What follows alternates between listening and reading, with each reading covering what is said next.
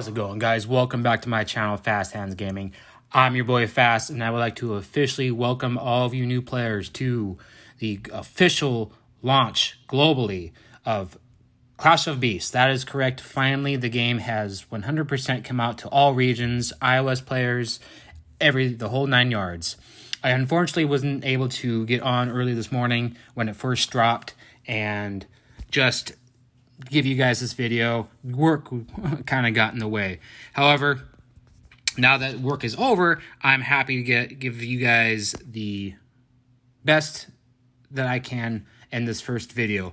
There's a lot to cover. I do plan to, or I'm going to attempt to try to push these videos out every day, at least right off the bat, because I know there's a lot of new players and there's going to be a lot of questions. So really in this first video, besides it being a greeting, I really want to kind of go over some really basic things. Well, I say basic, some really important things that every new player needs to know about this game. First and foremost, I guess the biggest thing is to find a team. There's a lot of dead teams, sadly, since this game has been out since May of this last year, and then beta was a year before that with beta. So there are a lot of dead teams. So really pay attention to the teams that you're trying to apply for. If you're looking to make your own team, I wish you the best of luck. I am currently the leader of Hellhounds. I know the servers were reset today, so I couldn't show you the amount of points that my team has officially gotten over the last couple of months, but I can promise you we have been rank 1, and we plan to keep staying rank 1. Now, if you are looking for a team, and like I said, everything was reset with the global, what you want to do first is you're going to want to go to leaderboards, and every team in the game is going to be set at the same 5,000 no matter where you are. The next big thing is to understand how this game works with your teams and who you're going to be up against. Obviously, the 188 teams, you're not going to be playing the same team. This is global, and then the division. How it works is each division is 1 through 10. Obviously, 1 through 10, and then you're going to have 11 through 20, and then 19 and through 25. So that's pretty much where it's going to be. You don't know where you're going to officially rank, and how it works is the more events you win, the more points you can obviously gather, and then obviously you go higher and higher. If you're familiar with War Dragons, it's kind of like bronze, silver, gold, diamond, blah, blah, blah. But speaking of War Dragons, this game is nothing like that. If you are coming from that, the next thing you should know is, a big thing is do not overlevel in this game. We have seen so many people come in this game and day 1 go up to like level 70. That does nothing in this game for you. All it does is make it so that you cannot grind your beast's XP. Basically because each tier of beasts can only hit a certain level, and you need at least a bare minimum of 70% to get any real good XP. So obviously if you're level 70 and you have tier 1 beasts, guess what? Every base that you go up against is going to annihilate that beast before you do anything, which is just a waste. The next thing is, because of over leveling, is I want to make sure people know that when you come to the shop, all of these things that in here that you can buy, you can only buy, besides how much the limits are, once you buy the limit, it is all gone for the rest of that month. This game is all about the grind, so be aware of that. When you buy something, it'll be done for the rest of the month. So this game, it does not reward you for just coming in and spending money and money. No, this game says, okay, well, you bought everything you can possibly buy, now you have to wait. So really, this game is, again, all about the grind. Now, this is the one thing I suggest for everyone to buy, is the Beastmaster Pass. Like I said, this game is very grindy, so be ready for that. I mean, and then when I say that, I mean really be ready for it. It's all about training your beasts, whether they're in the tier or the new seasons, and this is how you're going to get to level up those beasts faster. Obviously, the 75% more XP is just huge. That's more important than anything, really. So if you're going to buy anything, I suggest you get this. The next thing to just people know is the gems. The gems don't really matter in this game. You really will run out of the... I mean, they're just not that important. You're kind of in the background. What you're going to probably end up doing is you're going to probably unlocking all of these. I didn't unlock the last one. But make sure that you have a full roster, and then obviously you can go in here, and then you can also buy other things. When it comes to the next big point is with the diamonds, or the rubies, is when you're going and you're going to be looking at the different tiers. What I want to highly recommend is if you go through each tier, you'll see, I'll start way back here in the second tier. The beasts that are worth diamonds are not worth it. You're going to be, at least tier 2, you're going to be going through tier 2 so fast, it's not even funny. His power is going to fall off pretty quick. What I would recommend, if you're going to be spending money and trying to get the rubies, and you can look at some of my older videos, I go through, and I will do it again, all the different tiers of which beasts in each tier are worthwhile. I mean, at least fun-wise to play.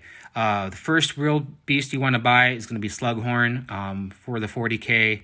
And then after that, you can buy Urza Halab or this guy. Obviously, I didn't buy him. Really, Slughorn's going to be your bread and butter of any of them that are currently out. The next big thing is going to be your quests. Daily quests, they have changed it. Or, I'm sorry, the story quests have completely changed. It used to be when this game first came out, you could go through and you could just breed whatever you wanted to breed and just go through the story. They've made it so now you actually almost have to make every single creature in every single tier and go through the story. If you don't, it'll hold you back until you can. As you can see, it wants me to have Skybark and obviously train it to level 12. Each beast obviously has a different tier level where it can be officially bred. Most legendaries will be 12. Yeah, so keep that in mind. You're definitely going to want to, just again, for the long haul, be aware of that you're going to need every beast eventually. Daily quests are obviously going to be very important. They obviously help you rank up the tier. Their only VIP is right now is at 5. I've been at that forever. And then also you have your contracts that you want to try to fill out every day for those extra soul gems, which are going to be these things, which are used to breed. All right, so now for the next thing, obviously there's chat, the base. I said don't over level. Now, a big thing that you need to know is if you're probably coming from War Dragons, which I know a lot of people have, or I'll have a lot of people on my team already, is the mentality is to build small and then build up. So obviously very short bases with this high level towers. This game will push you and make it so that you don't have that choice. That was my mentality at first too, and it just makes you go further and further out. The next big thing to understand also is your base will not matter till you're in about the mid 80s. Everything's just going to completely walk right through you. People run 3 beasts, and that's not with people backing them up. And that's not the season just the tier beast. Season beasts by themselves are already super powerful, probably the strongest of each tier when they get to that point. So really don't worry about your base. What I can recommend is your bread and butter is going to be your Razor Towers and your Barrel Towers. These are the hardest hitting towers in the game. I'll cover other towers later on, but not each tower is made the same. There's a lot of towers in this game you don't even want to build. Obviously, there's the God Towers, which I will also get into later on as well. A next big point when it comes to your base is going to be obviously your Spirit Towers. This is where you can go in and you can hire other people's creatures to defend your base. From testing, just to let people know, these don't really matter at the end of the day. I have found that sorcerers are definitely a little bit stronger than all the other ones if you're going to put them on your perch. And then obviously if you match the perch with the color that you're using, obviously I've got Gaia here, and then I have Theros.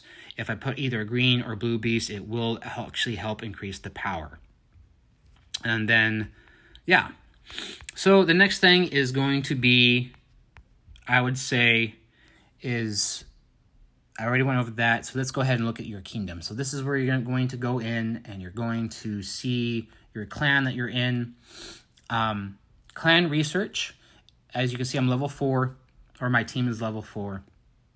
These are you get clan research, and you can upgrade your clan research, and then obviously you've got these towers, as you can see, a beast attack shrine, tower attack shrine. These are all upgraded through these. These are your scroll racks, your portals.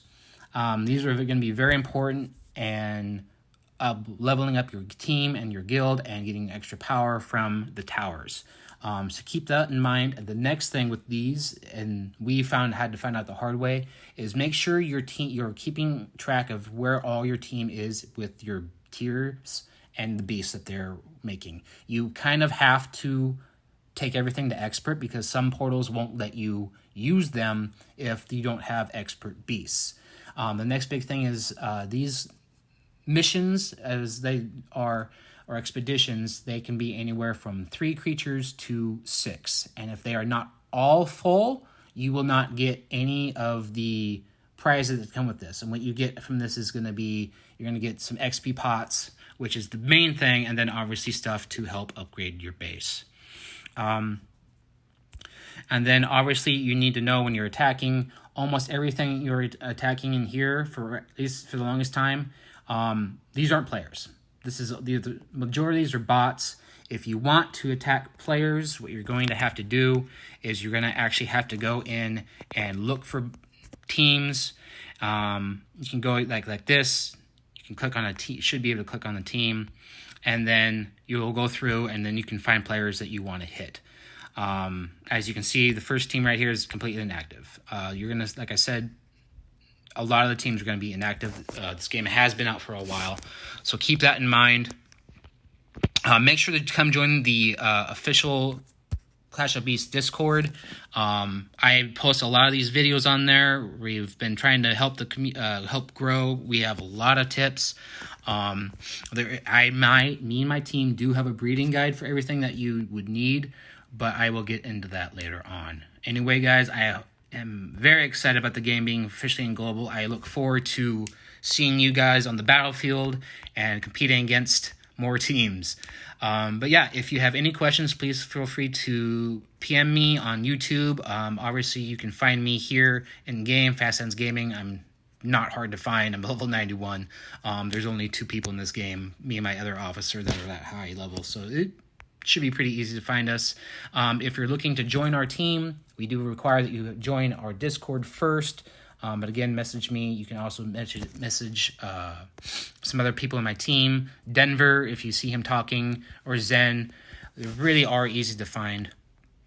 Anyway, guys, I hope you all have a great night. Thanks for watching. Don't forget to like and subscribe. It really helps me get my name out there to more players and more teams. Obviously, with the YouTube how YouTube works is the more likes I get, the more videos are pushed out.